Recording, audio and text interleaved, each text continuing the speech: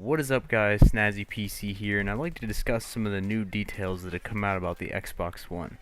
If you've been on the internet within the past few days, you probably noticed that Microsoft has changed the way they're going to handle DRM and used games on the Xbox One. And basically now, it's going to be exactly the same as the way it was on the Xbox 360. So instead of you buying a game and having to link it either to your console or your account, now it's going to work exactly the same as the way it does now. You buy a game, it's just tied to the disc, you just carry the disc around. Obviously it doesn't apply to digital download games, which I believe, I don't know if that was Sony or Microsoft that said they're having day one. I think that was Sony. Sony said they're going to have day one digital downloads, which is nice, but at least games on demand you'll be able to take wherever. But the main problem I have with this policy change is that they took away all the old features that they were planning on doing. For example, when you buy a game or you buy a disc and it locks to your account, that means that you could just basically go to wherever console, be it your friend, your cousin, whatever, and you would basically be able to just download and play that game wherever you are without having to carry around the disc. Now we have to go back to the Stone Age where we have to bring a whole binder full of discs and all the games you want to play when you go to your cousin's house for the weekend. And that just kind of annoys me a little bit. I think one of the main reasons Microsoft changed their policy with the DRM and discs and games and all that was because they realized that they would pretty much be screwing over GameStop in the long run. Because if GameStop was only selling PlayStation games, and for whatever reason Xbox One in some alternate universe would become more popular, Microsoft would be getting 100% of the profits for all the games, and GameStop would be selling PlayStation games and not Xbox games. See how that works? Like, if they don't have anything physical to sell, what's the point in GameStop being around? Because if you don't have any used games, I mean, GameStop makes a lot of their money off used games, and if Xbox didn't have used games, they would be losing out on all that. And that actually brings me to my next point.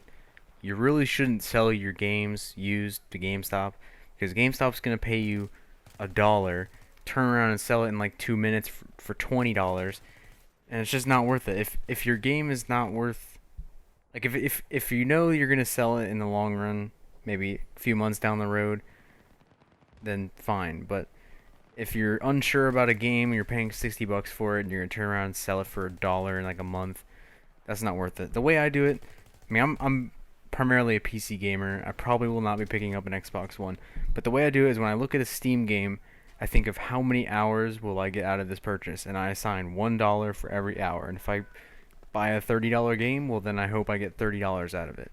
So you should do something similar when you're in a game store or you're about to buy a game. You think about how long, I mean, how much value you're going to get out of this product instead of buying some random $20 game, playing it for a minute, and just throwing it in your pile of games, selling it to GameStop and giving them even more of your money.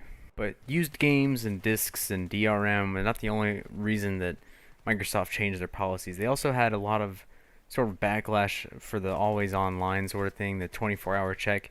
And I can understand that maybe some people don't have, the most reliable internet connection, but I'm pretty sure if you live, somewhere in like, I don't know how to say this, but if you live somewhere in like a developed area, you can find internet once a day. You can maybe, make a deal with your neighbors, be like, hey, can I, use your internet to like, log in. I understand that's unrealistic, but if you have internet at all, you don't need to worry, because I'm sure even if you have the slowest of the slow, you can at least check in with Xbox Live. But I do understand there are some people out there who don't have internet connection, which drives me a little bit crazy, because if you don't have internet connection, how do you even know about the Xbox One? Because I mean, unless you were at E3, E3 is only streamed and details are only given over the internet.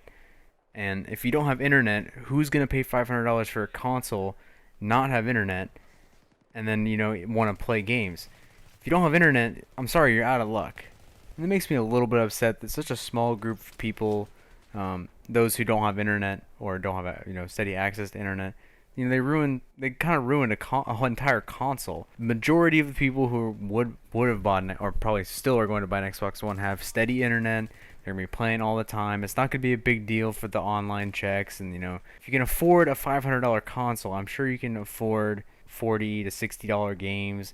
And if you're going out and spending blindly spending $60 on a game and wanting to trade it in, well, that's your own fault. You should be planning your purchase ahead, finding a game that you're really excited about, paying the $60 for it, getting more than 60 hours out of it, getting your money's worth.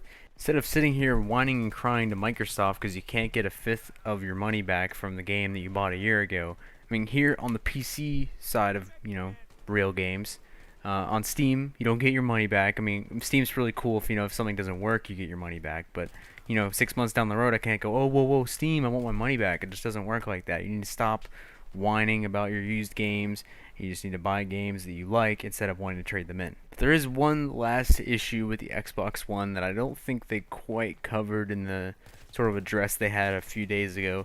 And that's like the Kinect and the voice control. They didn't say anything about, enabling you to disable the Kinect voice control. Actually, take that back. I think at E3 they said that you could turn it off, but I think you still had to keep it plugged in.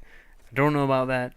Still interesting. I don't really care, really. I mean, I'm probably still going to buy an Xbox One for downstairs because it seems like it'd be really cool as like a cable box. But I don't really care about the whole surveillance crap. Like, I have nothing to hide. Nothing sketchy nothing sketchy goes on downstairs. So I have nothing to worry about. Always online, I don't care. Used games, I don't care. They should have kept it the way it was. People should stop whining. It's still going to be a good console. Extra $100 didn't really make that much sense to me.